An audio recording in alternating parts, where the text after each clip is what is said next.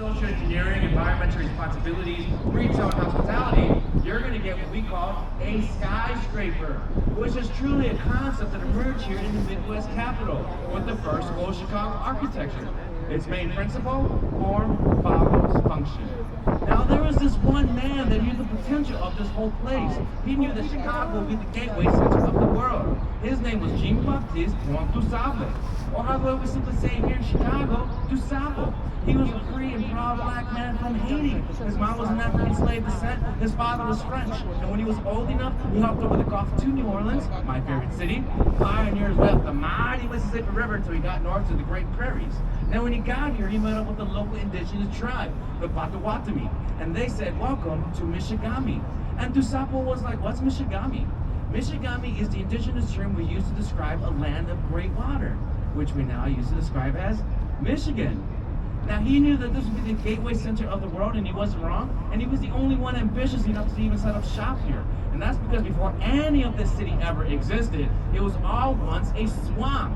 And in the summertime, all the summer rains would flood the vegetation, creating a foul, skunky, onion smell that creeps into your nostrils that make you be like, "Whew, Chicacua." And Chicacua was the indigenous term we used to describe that foul, skunky onion smell that we now use to describe as Chicago. Now he knew that this would be the gateway center of the road, and he wasn't wrong. You see, you hop over the lake, you end up getting the Erie Canal, take it all the way to New York City, and you have access to the Atlantic world. You go down the South Branch, you eventually hit up the Mississippi, take it all the way south to New Orleans, my favorite city, and then you have access to the Gulf via the Panama Canal. So throughout the whole 1700s, Chicago was this major import-export hub for boats and ships. Now, in the mid-1800s, the railroad system emerged, and Chicago became the railroad capital of the world, basically becoming this giant capitalistic octopus that could produce anything and everything you can think of. Now, in the 1900s, the highway system emerged, and all these factories packed up and headed further west into rural America, becoming the new small towns, leaving all this to become abandoned, basically an industrial graveyard site. And that's where our journey is going to begin. We're going to go down the Chicago River and check out some cool buildings, get some fun facts, and also talk about the evolution of skyscrapers. Now, to understand that, we also need to know that all of this was abandoned, and the landlords, who were also the railroad companies and the factory owners, they weren't going to move out. They knew that it was still prime real estate, so they allowed architects to build around and above the train tracks as long as they don't interrupt the train schedule. Now, at this moment, if you're going to take pictures, right now we can get your cameras out, because when we go through this bridge, you're going to capture the most spectacular view of the city. It's going to be the one you want to post and share on your social media. Now, I do ride a bicycle, and when I'm done with this tour, I'm going to get on my bike and ride in the evening traffic of Chicago. So if you can all kindly make sure your flashes are off, so that way I can use my eyes later. All right. Without further ado, ladies and gentlemen, I'd like to introduce you all to Chicago.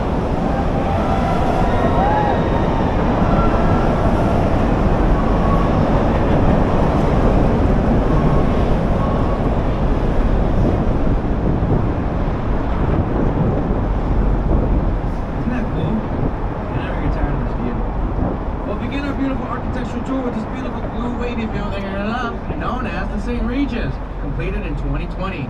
Now it gives me such an honor to introduce you to the works of Jeannie Gang from Studio Gang. She's a local Chicagoan and using her influence all over the world. And that's because by 2050, at least 70% of the world's population will move into urban environments.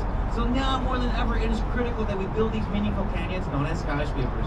The blue that you see, that was Jeannie Gang understanding the responsibility of building such a meaningful building in front of the lake and the river.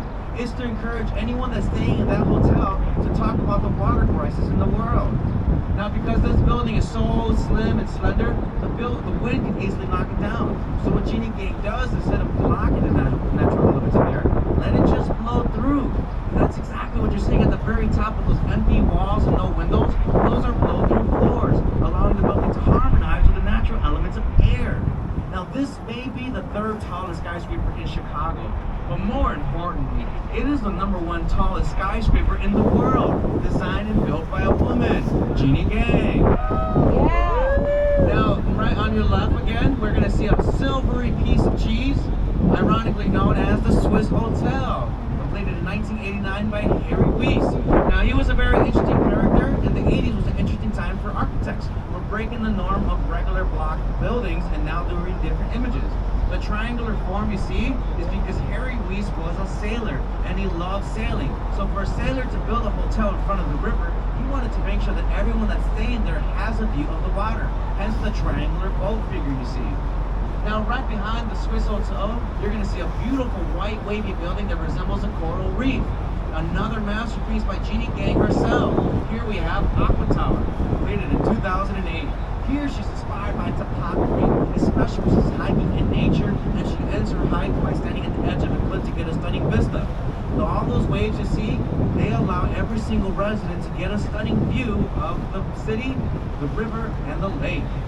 Now before any of this downtown ever existed, it was all once industrial, full of factories and warehouses with dirty, muddy roads and the pigs eating the garbage. You couldn't even see across from the river. It was called the Black Smoke City, that was from all the fumes that came from the trains, the boats, and the factories.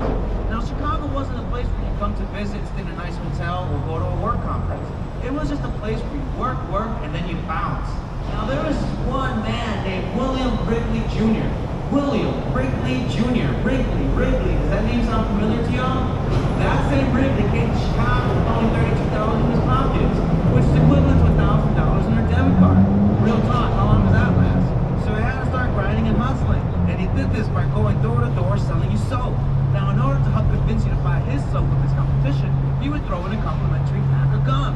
This complimentary pack of gum ended up being juicy fruit chewing gum, and thus became his fame, fortune, and success. And with that, he helped Chicago become the candy capital of the world. Now, when he made it big, he wanted to move his headquarters to downtown Chicago. Mind you, people thought that's a little weird. Why would you put a beautiful office space in the middle of this landfill? Well, he was a master in advertisement, and he wanted to promote his new product. He believed his new product should represent his building, which would be a breath of fresh air. Also, that's exactly what the $80 million with this beautiful white waiting peak tower known as the Wrigley Building, completed in 1921. Now you'll notice that the building is decked out in beautiful white glazed terracotta. That's just a refresher reminder that when you chew double mint gum, his new product, your teeth will be bright white clean, just like the building. See, he was a master in advertisement. Now you look at this and you're wondering, that looks like that could be a cathedral in Spain. But we borrowed this concept from La Giralda, and this is simply known as Spanish Revival. Now the Wrigley Building would be a major game changer because previously large buildings were either used for castles or monuments, such as the Eiffel Tower. Now we are using them to identify a business or a person. And about 100 years later from the Wrigley Building, we have another building named after another business person coming in the second tallest skyscraper back in 2009, with Trump International Hotel Tower. You'll notice how the building is decked out with these stacks. Architects like to call those setbacks. And each setback is meant to complement the height of his neighbor. The first one is the Wrigley. The second one is going to be the jewelers on your left. And the third is going to complement the height of the Mather Tower. It's this white torpedo-looking building you see on your left. Now you'll notice how it looks like a giant mirror. That's because it wants to reflect its neighboring buildings. But more importantly, it wants to reflect the energy of what matters the most. And in this situation, it's the river. Now this style of vibing or blur is simply known as contextualism. Contextualism understands what matters the most, and it's not the building itself, and it's the river. It never takes your attention away. Now on your left, you're going to see this chess piece item resembling the bishop. That is the Jewelers Building, completed in 1926. Now this was built during a time period of Al Capone. We had gangsters lurking the streets of Chicago, so people were scared to go to the banks. So what they'll do is they'll drive to the Jewelers Building, park in a car elevator, take the car elevator to the top, and deposit the cash money and gold. Now speaking of Al Capone, that dome you see up there was once a legendary speakeasy of his known as the Stratosphere Lounge. Now on your right, you're going to see two white corncob towers. That's Marina City, completed in 1967. It is a city within a city. A city within a city. A what? Now today, you go to any major city in the world and go to the corner store, go to the groceries, go to the gym, cafe, all that jazz. But back in the 50s, that wasn't even a concept. Plus, Americans are flying to the suburbs, building the dream houses, and making babies. Hence the baby boom generation. And this would cause a depression not just to Chicago, but to major cities across the country. At the time, Mayor Richard J. Daley had to unleash his power and save Chicago by not losing to suburbia. He did this by allowing this project of a 3-acre apartment complex to be built, known as Marina City. Now it is dubbed a city within a city for a reason. Like I said, you go to any major city in the world, it's go to the corner store, pick up groceries, gym, cafe. Back in the 50s and 60s, that didn't even exist. So Marina solved its own issues by installing its own grocery store, cafe, gym, swimming pool, parking lot, and a dock so you can park your yacht. This would be a major game changer because from here on out, wherever you go in the world and you see these cool high-rise inner-city lifestyle apartments and amenities, Marina was the very first to start that trend. Now up ahead on your right, you're going to soon see a beautiful red brick building. That's going to be the Rick Murdoch Center, completed in 1914. Now this is how Chicago used to look like when it was all industrial, full of factories, but they were all dirty and grimy buildings and uninviting. Now we're going to talk about a style that emerged here in Chicago known as Prairie. Prairie was brought out by legendary architect Frank Lloyd Wright. Although his work is not presented on the river, his influence is. And you see that with the beautiful red earth color. Now this is how the magic of Prairie style works on us. Have you ever been stuck in traffic after work for more than 2 hours with other half the drivers only saying nice things to each other? But then you finally get to go home, relax, breathe, and home. That's the magic of Prairie, helping you escape the chaos of the traffic in the city. Now back then, all these types of buildings used to have a water tank at the top, and it was an eyesore. So architectural engineers covers it with the clock tower, introducing a whole new way of beautifying these buildings. Now on your right, you're going to see this tall glass building. That's going to be 300 LaSalle, completed in 2008.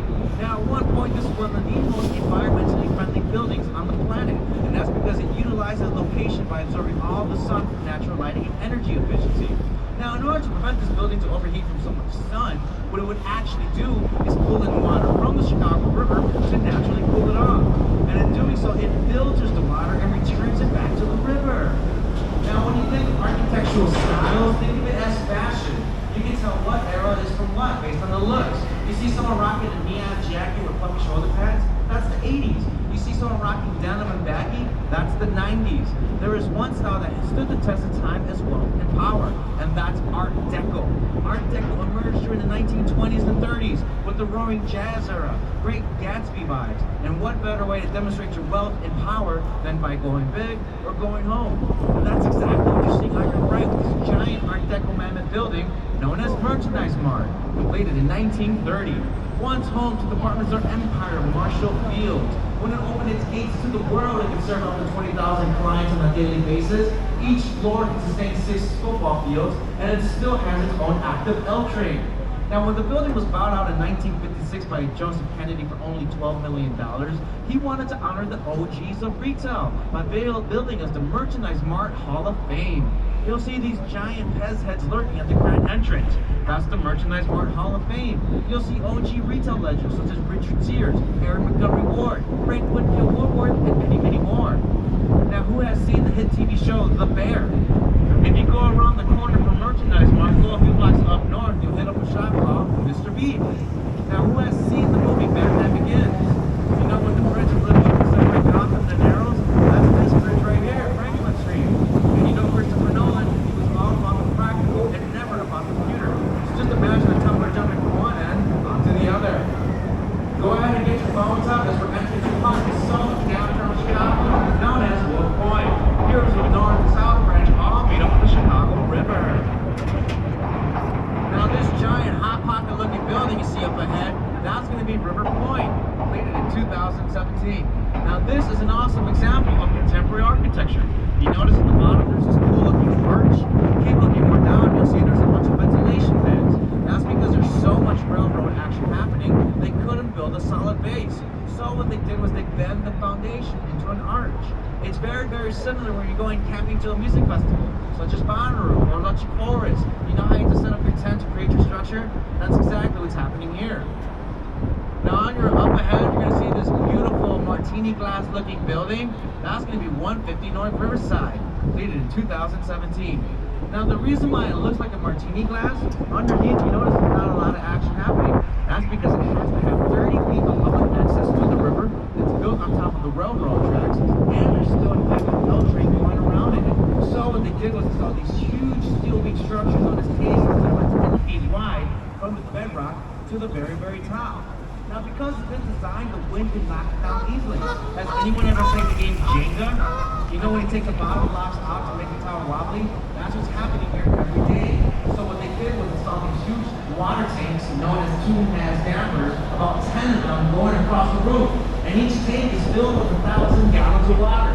So when the wind is pushing, water is counteracting and creating a harmonious balance. Now, we're about to talk about the evolution of architecture, but in order to understand that, we gotta know what was happening here. You see, when the companies all left the factories, this was all abandoned, an industrial graveyard. And the landlords, the railroad companies, they were not going to move out. They knew that it was still prime real estate. So they allowed architects to build around and above the train tracks as long as they don't interrupt the train schedule. Now, due to the limitation of technology, not a lot of meaningful buildings now. But as time progressed, so did technology evolve. Now, to give you some perspective how difficult it is to build around and above the train tracks, imagine moving into a nice apartment in downtown, wherever you're at, and you have to constantly tippy-toe from the kitchen to the living room because the landlord permanently drew all the Christmas tree tracks on the floor. And if you step on it, well, you're going to have to pay a major fee. So imagine what kind of fee these architects were going to deal with. So nothing meaningful went up.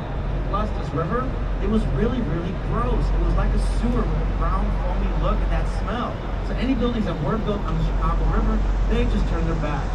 Now up ahead on the right, you're going to see the very first building to build around and above the train tracks and give us our very first river plaza, known as 2 North Riverside Plaza, the former Daily News Center. Now, this is the first building to build around and above the train tracks and give us a river park. You'll notice how this building is decked out in a beautiful Art Deco Egyptian-style temple. That's because in the 1920s, Egyptomania was all the hype with the discovery of King Tut's golden tomb. And that fits so well with the vibe of the time. It was gold for champagne, gold for jazz instruments. Now the irony of all this is that it costs a lot of money and serves no purpose other than beauty. Next thing you know, the stock market crashes, we go straight into the Great Depression for 10 years, and immediately into World War II. So for about 25 years, nothing was being built. Not until the 1950s, when a new budget was put in place by the second school of Chicago architecture, led by Louis Mies van der Rohe, arguably the father of modernism. An architect of the Bauhaus. He said all this stone curtain is just beauty. And he didn't want to build beautiful buildings, he wanted to build good buildings. So he believes that if you pull the stone curtain away, you're going to get to what he refers to on the right as the skin and bones, glass and steel. Less is more. And that's exactly what you're witnessing with the 1960s black box modernism, with Gateway Center number 1 built in 1963 and Gateway Center number 2 built in 1965. So from here on out, whenever you go in the world and you hear the term less is more, and you see these types of black boxes, you now know that they come from the 60s and they come from Chicago. Now from the 60s, we go into the 70s. We go even higher with white box modernism. And that's exactly what you can see on your right with Gateway Center number 3, completed in 1973. White Box International. It's called International for a reason. You can go to any airport in the world and you'll see that white Apple USB plug. The minute you see it, you know what you're going to do. You're going to charge your phone or your Bluetooth devices. Same thing with White Box International. You can plug this building anywhere in the world and it can function the same in terms of a hospital, a government office, a hotel, you name it, it does it all. So from here on out, wherever you go in the world and you see these types of white boxes, you now know that they come from the 70s and they come from where? Chicago. Now from the 70s, we go into the 80s. Suddenly, less is a bore. There's no expression. Everything's Lego or Minecraft with a pick. So we go into an architectural rebellion known as postmodernism. And that's exactly what you can see on your right with that green-looking building known as Gateway Center number 4, built in 1983. Notice how it's no longer just a boxy image, but now a sculpturous design. That's because it's curving and bending with the river. And that green you see, no longer we're doing simple clear of black tinted windows. Instead, we're going to express ourselves. And in this situation, we're going to express the energy of the river. Now, as I mentioned, any buildings that were built from the 1900s all the way to the 1980s, they just turned their backs on the river because how gross it was. Up ahead on your left, you're going to see a perfect example with 300 South Wacker. When this building was built in 1973, they just put a big old block of concrete to block their view of the river. And in 2014, new owners are like, why is the shoreline talking about us on their tour? Sometimes the modernized living arrangement, it just needs a fresh coat of new paint. And that's exactly what they did here with the painting of a You Are Here map. And that red block you see is where we're at, in case you ever get lost. Now Now on your right, you're going to see Gotham City Bank. It had an incident back in 2007. Some lunatic in a clown mask took a bunch of cash, loaded up on a school bus, drove away, and he left all his friends behind. Now, if you've seen that iconic introduction of the Joker in The Dark Knight, you know this building. Not that. The former Central Post Office, built in 1921. Once the largest post office in the world. You'll notice how this Art Deco building is usually next to the river, underneath is the rail yard, and it's on top of the highway. Very, very ambitious for mail-order giants such as Sears. Now, when this building first opened up, there were lots of offices to rent out, and on this very corner was once a location of U.S. Bureau of Prohibition. You know those nice cops that took you to jail for drinking beer? Yeah, they had an office up here. It was really annoying.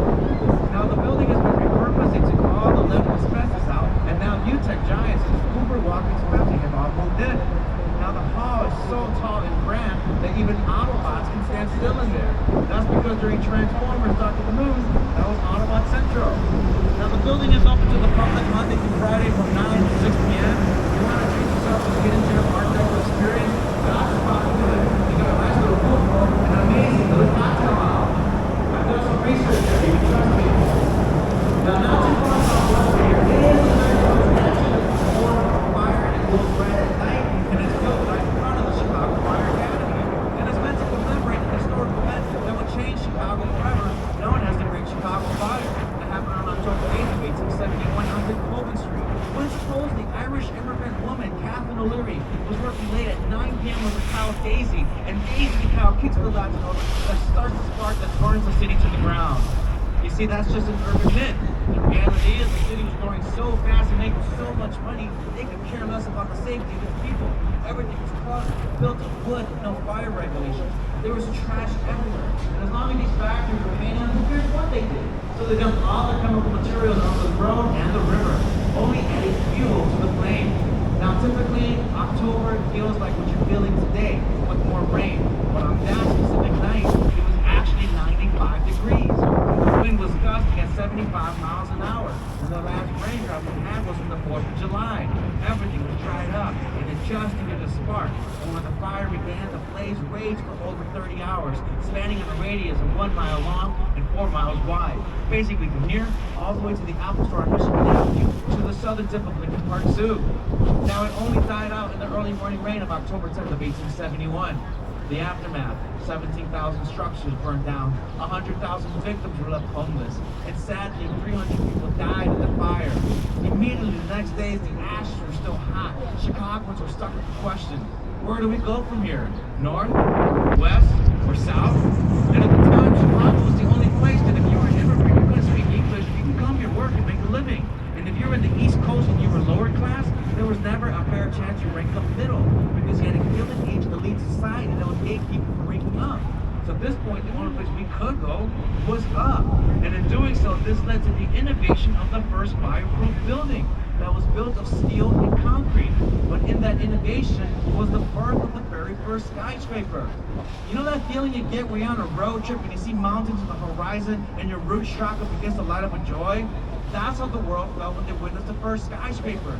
We just knew then and there that we were building a modern world with the second city. So from here on out, wherever you go in the world, and you see these tall buildings that identify themselves as skyscrapers, you now know where they come from. Here in Chicago. Now during this whole rebuild phase, the World's Fair Committee, think of the FIFA when they're planning the World Cup. Think of that magnitude. But now you got the World's Fair. They showcase cultures, inventions, and ideas. And you had to see it to believe it. Previously it was hosted in Paris, so they wanted to pick a city in the States. Chicago was selected because of its central railroad location. Anyone and everyone can get to Chicago via train. What if they would have saw a particular rebuild phase? I don't think they would have picked Chicago. Plus, when FIFA picks a country to give them, what, 15 years? Chicago only had 2 years to get it done. So they immediately hired a local architect named Daniel Burnham. Now, when he came to the scene in downtown, he was like, yeah, let's not party in downtown Chicago. Can you imagine going to Chicago on your time off? You can't even get a cup of coffee or a beer? It was so unheard of. And that's how the city makes its money.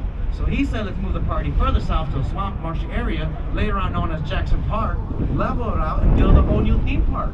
Now, because they were crunching in a 2-year period, everything was built without plastic, and the invention of spray paint emerged. So they just spray painted everything with one simple color, white. Hence the devil in the white city, if you ever read the book. Now, by opened the gates to the world on May 1st of 1893. And when the world came, they were just in awe. Not because of the beautiful white structure they saw, which was done in the faux arts, but because of the wild inventions. You know that feeling you first had back in 2003 when you witnessed the very first iPhone? You just knew you were going back to the BlackBerry. That's how the world felt when they witnessed the zipper. And Thomas Edison, he brought the light bulb for a major game changer. And for the first time, the world discovered yoga. And Paps, they made the pilgrimage from Milwaukee, Wisconsin to Chicago to receive the blue ribbon. Now, previously, every World's Fair had to come up with a public attraction. The last one was in Paris, so they gave the world the Eiffel Tower. So Chicago had to out-Eiffel the Eiffel Tower. And they did this by building the first ever 250-foot tall Ferris wheel. Now, after the fair, people were inspired by the beauty of the White City. They wanted to bring this back to their homes. And this inspired a whole new movement called the City Beautiful movement. Now, Daniel Burnham, the dude who gave me the World's Fair, he got famous and they contracted him to complete the Washington Monument in D.C., which is the direct spiritual successor of the World's Fair. He went all the way to Cleveland and San Francisco to give him a new grid, and he went all the way to the Philippines to give him Burnham Park, which I'm still saving up to go one day. Now, when he came to Chicago, he could have easily retired, drink scotch, and smoke cigars, which he did every day anyway. But he couldn't just relax. You see this construction site right here on your right? That's how Chicago was after the fair. While downtown was starting to look like the modern world, the rest of the city was in shambles. It was yearning for beauty. So this led him to design his final masterpiece known as the Chicago Plan of 1909. And in this plan, he had a very powerful statement: make no little plans. He knew the significance of future-proofing a city for future generations. So when he was ready, he went to City Hall and he told them all straight up, y'all need to chill, because last time you built the city so fast, you burned it to the ground. So in doing so, he proposed that we do a spaced-out, fireproof grid city. But what he was actually doing was allowing us to be connected to nature by witnessing sunrises and sunsets, no matter what street you're on. He even implemented a sanitary alley system, which was so unheard of, because who's going to pay for those alley systems? The city, of course. And all the green space, it could have been bulldozed for businesses, but he was like, nah, leave nature alone. So that's why Chicago has over 600 public parks. Now the lakefront, it was sad, it was just a landfill. He said we were so fortunate to even have this lakefront. So in doing so, he proposed to beautify the lakefront by covering up all the trash with sand and give Chicago its beaches. Now to protect the beaches from the city, he would then put on a grand boulevard system, which would later be known as Lakeshore Drive. It's a plan that's still being utilized today, not only here in Chicago, but the rest of the world.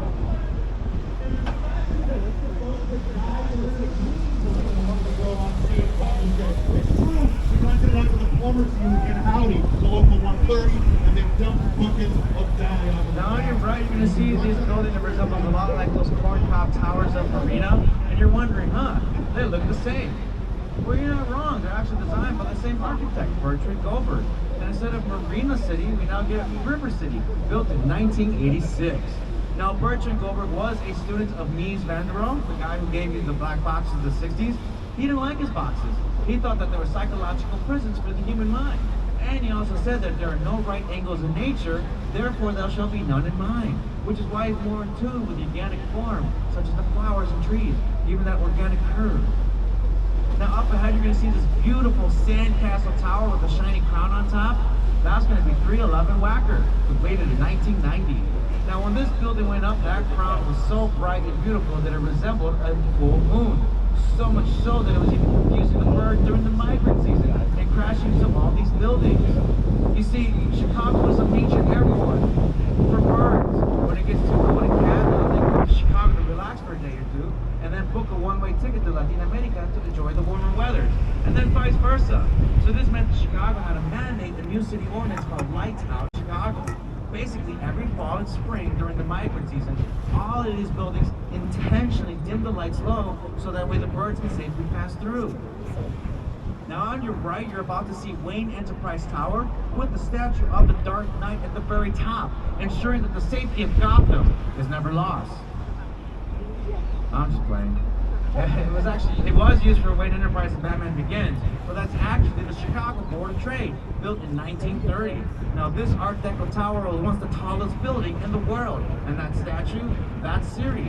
She is the Roman goddess of agriculture. On her right hand, she's holding a bag of corn, and her left hand, a sheaf of wheat. These were the first two products that gave Chicago its head start on the global trade. Now, speaking of the global trade, it's worth noting we talk about the post office one more time. Because without this post office, this tall, dark tower with the two white antennas would have never existed. You see, in the 1960s, Sears was the #1 company in the world. With the help of the post office, they did something radical that no company does today. Once you place your order in the system via mail or phone call, it actually only took up to 2 days to get to you. Isn't that wild? Nobody does that anymore, right? So in the 1960s, Sears was the #1 company in the world, and they wanted to move their central headquarters into downtown Chicago. And they met up with a legacy architectural team known as Skidmore, Owings, and Merrill. Now in this team were two geniuses, Bruce Graham and Fazlur Khan. They were on the verge of cracking the code to go even higher. You see, black boxes of the 60s were mentioned limitations. The higher they went, the more the wind can knock it down. Enter tubular bundle system. Basically, building an individual structure that can stand on their own, but bundled together, they create a mighty structure that can take on the forces of nature. Now, what you're witnessing here came from the genius blueprint of Bruce Graham. He was trying to come up with a design, but he couldn't think straight, so he goes outside to get some fresh air. And then he starts to smoke his cigarettes. Now, as he's smoking his cigarettes, he begins to play with his cigarettes by pulling each of them out.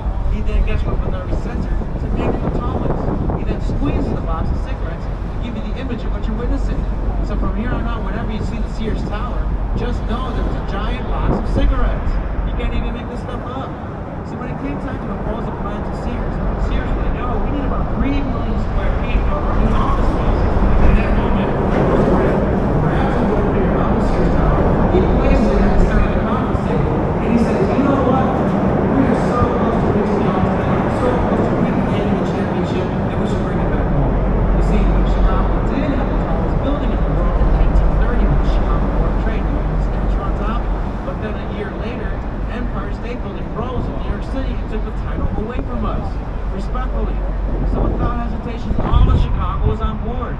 And in 1973, we got it, being our #1 world's tallest skyscraper, beating our reigning champion over 25 years, up until it was dethroned by the Petronas Tower in Malaysia.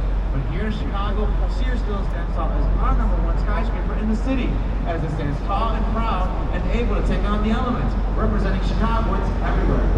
Now at the top, you're going to see 5 glass boxes. That's the famous ledge. It's up 1,400 feet in the air, and the glass is only 2 inches thick. Now, if you've seen the movie Ferris Bueller's Day Off, you do know that there's a scene where he goes to the top and he puts some of the glass, look down to get a peaceful view. Now you can recreate that moment by going up to the famous ledge, stand outside in 2 inches of glass, and look straight down to the ground.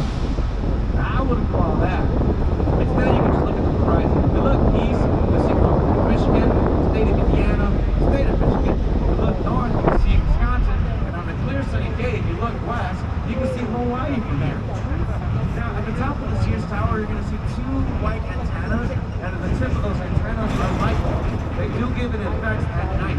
Now, they do get switched out once a year manually. Now, to give you some perspective how tall those antennas are, Gateway Center number 2, you know, the black box in the 60s, are the height of those antennas. So imagine being that person who has to climb up that antenna pole just to switch out the light bulb that's on top of the Sears. That's quite a job description. Okay, I'm going to talk about the elephant in the room right now. You notice I've been calling it the Sears Tower.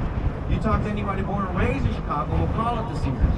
But if you Google it, it's going to say something completely different. It's going to say the Willis Tower. And there's a reason for that. You see, back in the 1990s, Sears did move out and it became a giant leasing space for residents and offices. And in the 2000s, an insurance company known as Willis Insurance Company came and leased out 3 whole floors.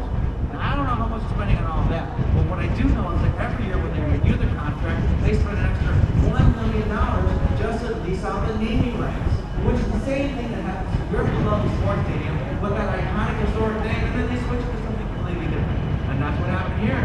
And that's why since 2007, they've been calling it the Willis Tower.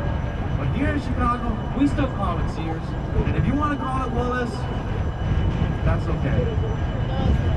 Now, on your... On your left, you're going to see this rail yard full of Amtrak, Metro, and Union Pacific. Now keep looking up ahead, and on your left, you're going to see the Boeing building. You know it's the Boeing building because it sort of has this white bridge on top. Well, here's a fun fact about this. Has anyone ever seen the movie Godzilla? It doesn't matter which version. You know when Godzilla is walking, there's always a random building that falls to the ground. She didn't even wag or tell. It was the vibration and weight for sound that brought the building down. Well, the Boeing building standing is actually sitting on top of a major railroad cross-track. Basically, any train traffic. And when the amount of weight and vibrations the trains can conduct, and the foundation was at the bottom, it actually shatters them down. So architect Ross Johnson does in 1990 is puts the foundation on top. And that's exactly what that white bridge is doing. It's holding that whole building in place, keeping it balanced. Now on your right, you're about to see this beautiful Art Deco throne and chair. That's going to be the Chicago Civic Opera, built in 1929. Now the reason why it looks like a chair is because in 1923, the city of Chicago, while recognizing that these East Coast cities were building these massive skyscrapers and blocking off the sun, basically creating a major canyon alley effect. And we don't want that here. We hardly get any sun to begin with. It can be 30 degrees and sunny in Chicago. And best believe Chicagoans are out in skirts and shorts going to brunch. So this means that any building to reach a certain height from the base must get smaller, creating the optical illusion that it's getting taller, but in reality it's allowing us to have access to the sun and this glorious wind you feel all year long. Now back to the Boeing building on your left, you're going to notice that there's some rectangle sheets on both rooftops with circles going across. It's actually meant to resemble the top of a sock pit. And that's because before this was the Boeing building, this was once the headquarters to the Morton Salt Company. You know the food tin can with the girl in the yellow rain jacket? That's what this place used to be.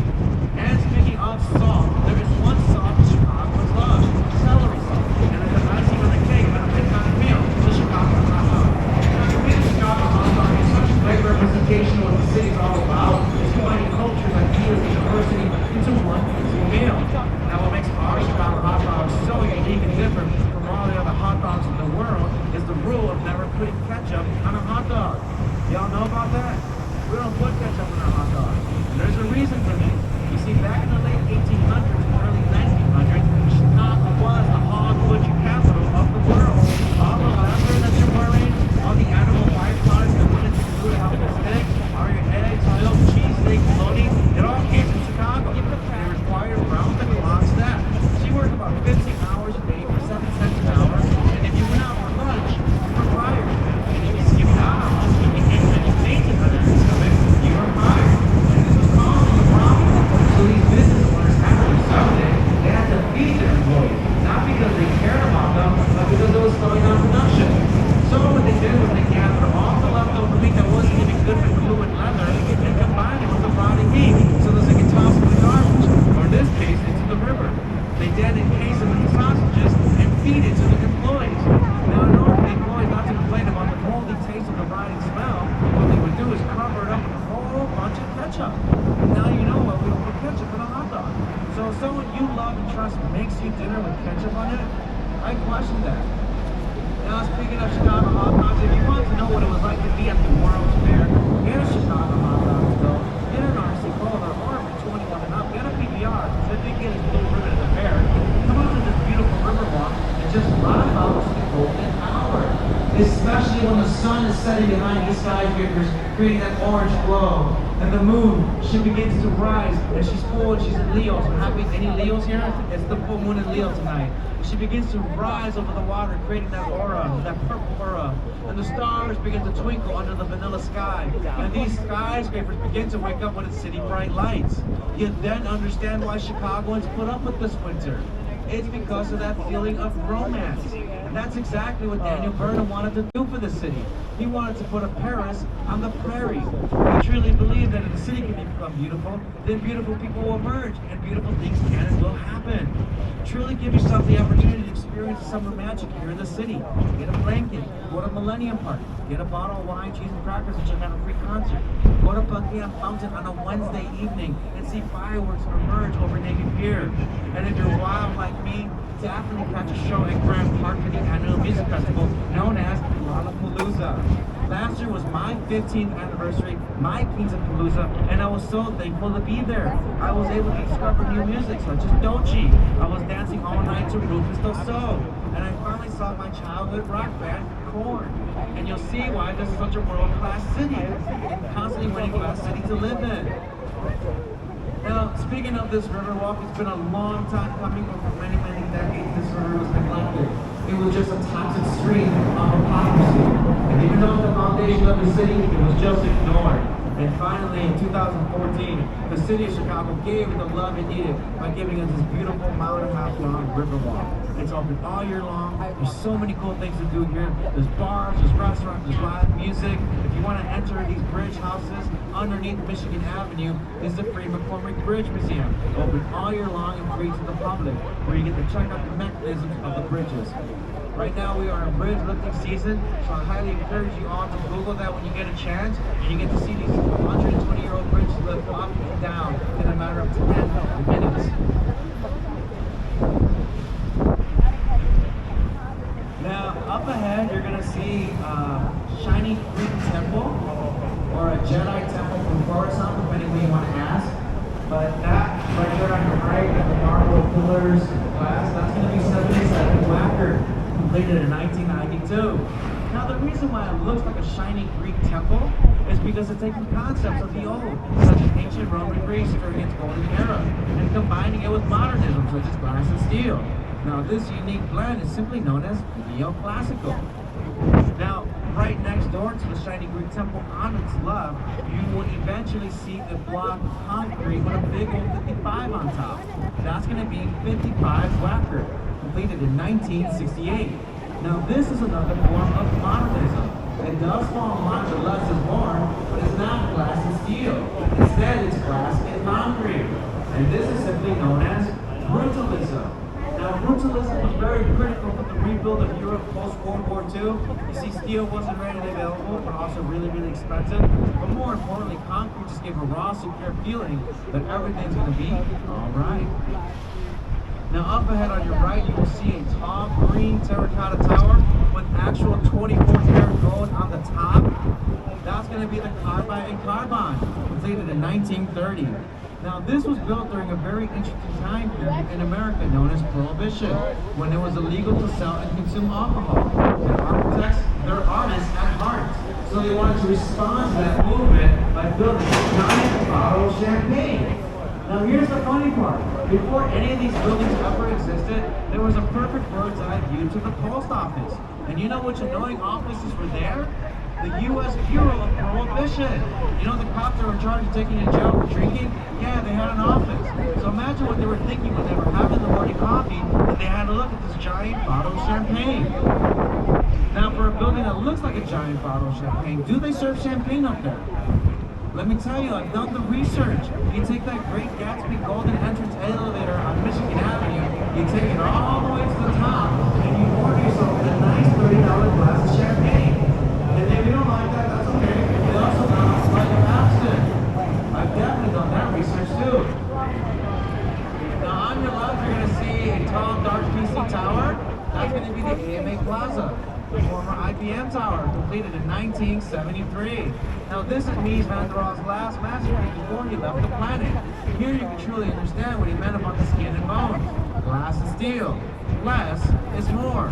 You see, Mies really did believe in building good, meaningful buildings that can help connect you to the infinite possibilities and none of the distractions. And to conclude my Batman references, if you see The Dark Knight, when Harvey Dent is talking to the mayor looks outside the window and somebody hockey slams into the glass, that's Gotham City Hall. Now, as I'm constantly talking about the World's Fair, the White City, the faux art, if you really wanted to know what it was all about, just imagine entering a Disneyland and the whole entire theme park is decked out in beautiful white buildings that look just like the London House. Now, the London House was built in 1923 in the style of the faux art, the same style that Daniel Burnham used for all his projects. Now, up there where it says the London House, there's a beautiful rooftop lounge. You need no reservation or cover fee. Just go up there and get a beautiful view of the city skyline. And then the food is definitely treat yourself to a rosé or Chardonnay. Again, I've done that research too. Now, right behind the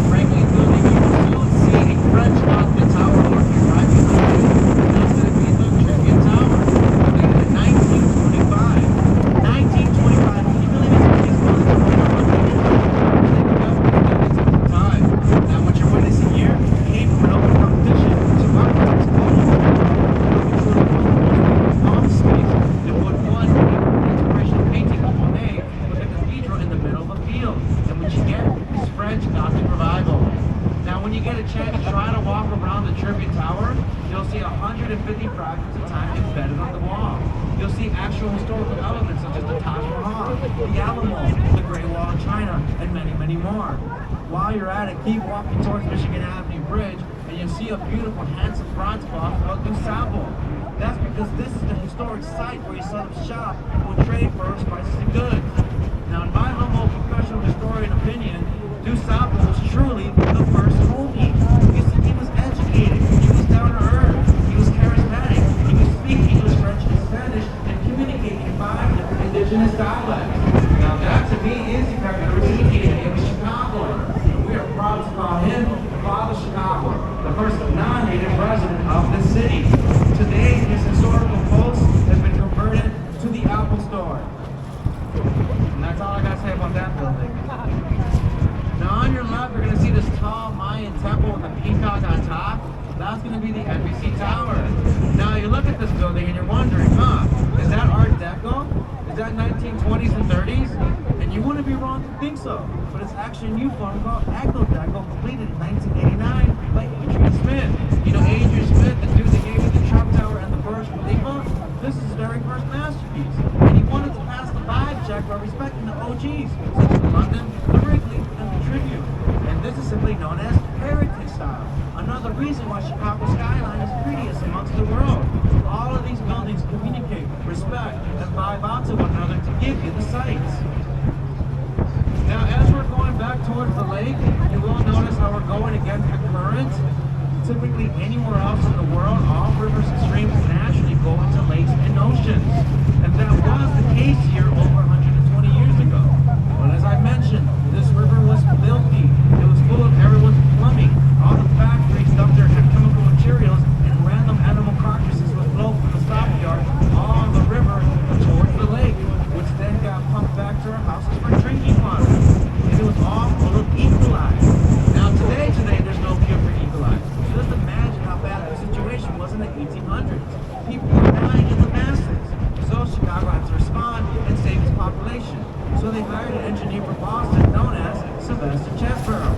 Now when he came to Chicago, he realized not too far west from here is the subcontinental divide. Basically the highest point in land. You really can't see it because Chicago's flat to begin with, but just imagine it's right on the rooftop. Whenever rain drops on the west side, it naturally flows into the Mississippi. And whenever rain drops on the east side, it naturally flows into the lake. So he thought maybe if we could cut through the line and dig through that and make our own human-made river that's deeper, maybe we could use gravity. And after 8 years and 20 miles later, after digging, shoveling, and using explosives, we were able to successfully reverse the flow of the river. And all this filth headed west to St. Louis. They were not happy about that one bit. They were like, yo, Chicago, that's not cool. So they sued us and took us to the Supreme Court. And they told the judge, like, yo, judge, Chicago's contaminating our drinking water. Unfortunately, they couldn't come up with enough evidence.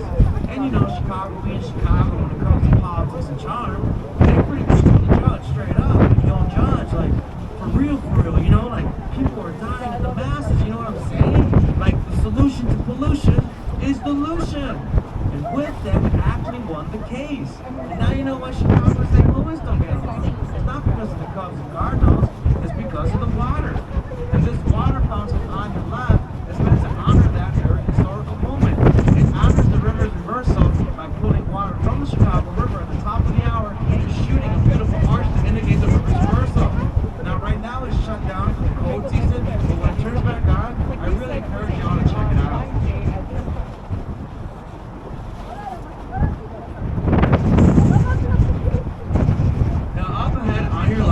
Soon see a beautiful black curvaceous tower.